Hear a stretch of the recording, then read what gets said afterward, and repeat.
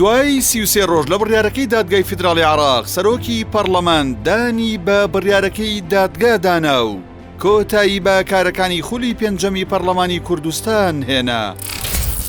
دادگای فیدراڵی لە 35 ساڵی 2023 بڕیاریدا بە نادەستوری بوونی درێژکردنەوەی تەمەنی پەرلەمانی کوردستان بە مەشغولی پێنجەمی پەرلەمان کۆتایی هات و حکوومەتیش بووە کاربەڕێکەر.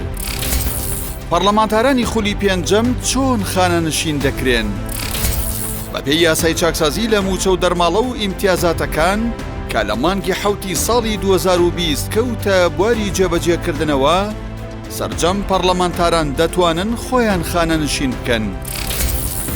بەپێی یاساکە و پەرلەمانتارانەی 15 ساڵ خزمەت و 45 ساڵ تەمەنیان نییە بە نزیکەی 2 ملیۆن دینار خانەنشین دەکرێن. ئەوانەشی 15 ساڵ خزمەت و 45 ساڵ تەمەنیان هەیە بە 4 ملیۆن و 100 هەزار دینار خانەنشین دەبن. بە گوێرەی یاسای چاکسازی لە خولی داهاتووی پەرلەمانی کوردستان هەر پەرلەمانتارێک 15 ساڵ خزمەت و 45 ساڵ تەمەنی نەبێت خانەنشین ناکرێت. دوای خانەنشینکردنی 104 ئەندامی خولی پێنجەمی پەرلەمانی کوردستان، ژمارەی خانەنشینانی پلە باڵا لە هەرێم بۆ 1274 کەس بەرز دەبێتەوە.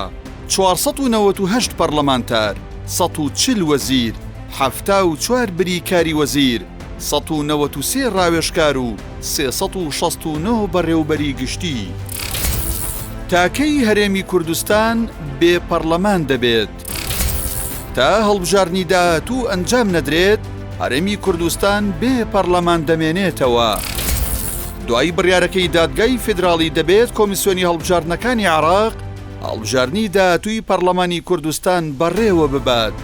لەمبارەوە بەرپرسانی کۆمیسیۆنی عێراق بە سەرۆکایەتی هەرێمی کوردستانیان ڕاگەیاندووە لەم ساڵدا ناتوانن هەڵبژاردنەکە ئەنجام بدەن.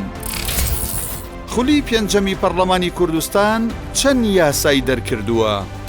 بەپێی بەدواداچوونی پەیام لە ماوەی 4 ساڵ و 8 مانگدا لە 6 یانزەی ساڵی 2018 تا 2 حوتی ساڵی 2023 پەرلەمانی کوردستان 28 یاسای نوێی پەسەند و 28 یاسای نوێی پەسەند کردووە و 18 یاساشی هەموار کردوێتەوە. لە ساڵی 2019 3 یاسای نوێ و 1 هەمواری یاسا.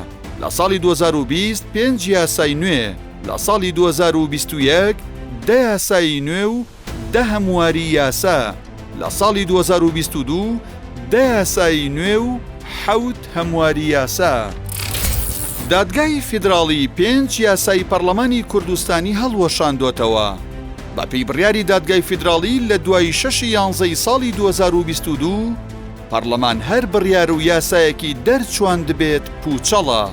بەمەش 5 یاسای پەرلەمان بە هەڵوەشاوە دادەنرێن کە ئەمانەن: یاسای ژمارە 13 ساڵی 2022 یاسای پەروەردە و فێرکردن، یاسای ژمارە 14 ساڵی 2022 یاسای ڕێخستنی مامەڵەکردن لەگەڵ ئاژەڵە ماڵی و بێلانەکان، یاسای ژمارە 15 ساڵی 2022 یاسای بەکارکردن و هەمواری پیادەکردنی یاسای واژۆی ئەلکترۆنی و مامەڵە ئەلکترۆنیەکان ژمارە 78 ساڵی 2012 لە هەرێمی کوردستان، یاسای ژمارە 16 ساڵی 2022 یاسای هەمواری پیادەکردنی یاسای بەڕێوەبردننی ئەوقافی عێراق ژمارە 64 ساڵی 1996 هەموارکراو لە هەرێمی کوردستان، یاسای ژمارە 17 ساڵی 2022 یاسای هەمواری یەکەمی یاسای ئەنجومەنی شوڕای هەرێمی کوردستان ژمارە 14 ساڵی 2008.